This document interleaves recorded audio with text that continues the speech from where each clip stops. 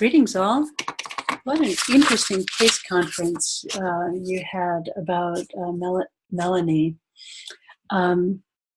There are a few things that I'd like to reflect about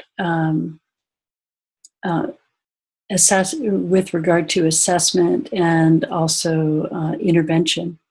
With regard to assessment, it's very important to be vigilant in avoiding making assumptions that are not supported by the case information. For example, there's no evidence to support the idea that Melanie did not have a connection to either parent before she was age 10.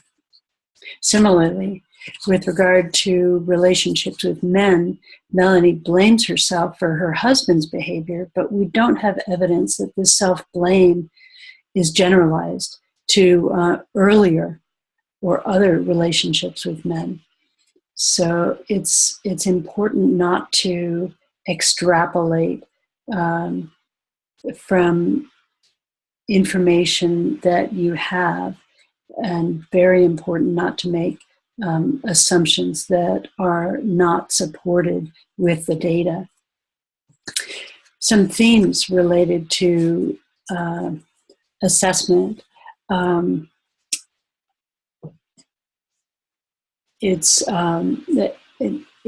very clear from your conversation that you have broad consensus that Melanie needs to be stabilized before it's appropriate for her to, for example, delve into past issues that might be underlying causes for her depression.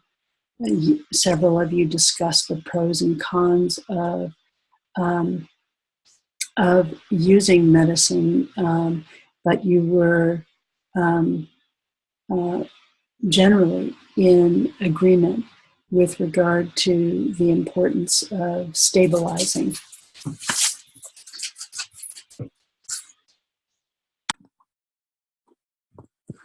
We've also discussed the importance of addressing issues of unresolved loss. As Sienna points out, when you're working with depression, there are very often issues of unresolved grief and loss that need to be addressed. And as William points out, unresolved loss often resurfaces with greater intensity when future losses occur. So it's critically important, as you point out, to deal with unresolved loss. With regard to intervention, as Dalen points out, this may be a case where it's appropriate to try to find a female therapist for Melanie.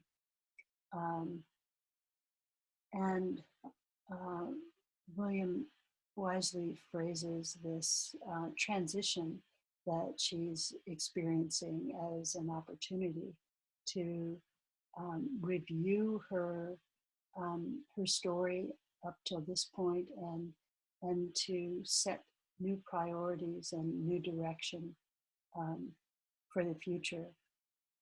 As Tara points out, it's here and in general important to start where she is. You had consensus with regard to the importance of safety first. And Jenny points out that this might be an appropriate occasion for a 5150.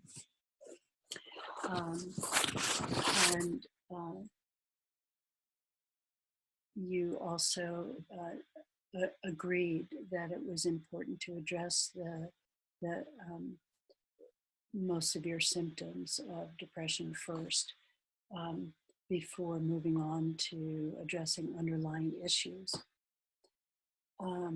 As Sienna points out, Melanie needs a safe place to feel the pain that she's feeling and also to revisit and tell the story of her experiences. Several of you pointed out the likelihood that she is also going to have to deal with anger. There was general agreement about the importance of support. Um, as Jennifer points out, engaging family supports is important, peer supports. And as Misty points out, it's going to be very useful to focus on coping skills, past coping efforts that have been helpful, and also developing new coping skills.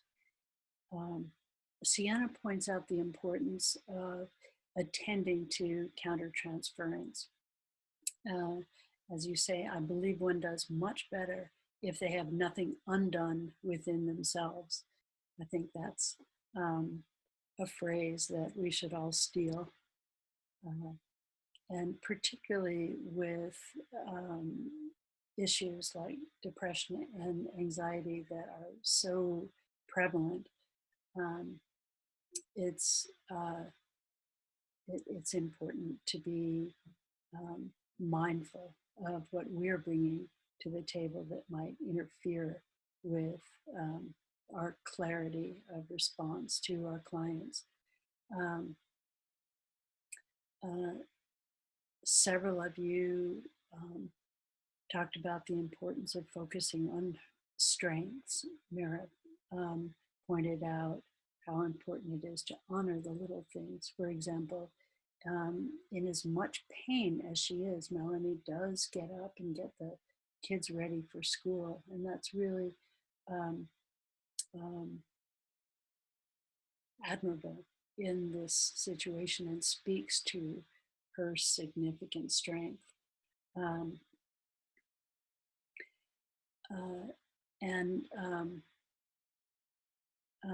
Dalen points out Picasso's strategy of dealing with perfectionism, starting painting with an error and thereby diffusing the paralyzing perfectionism that had plagued him.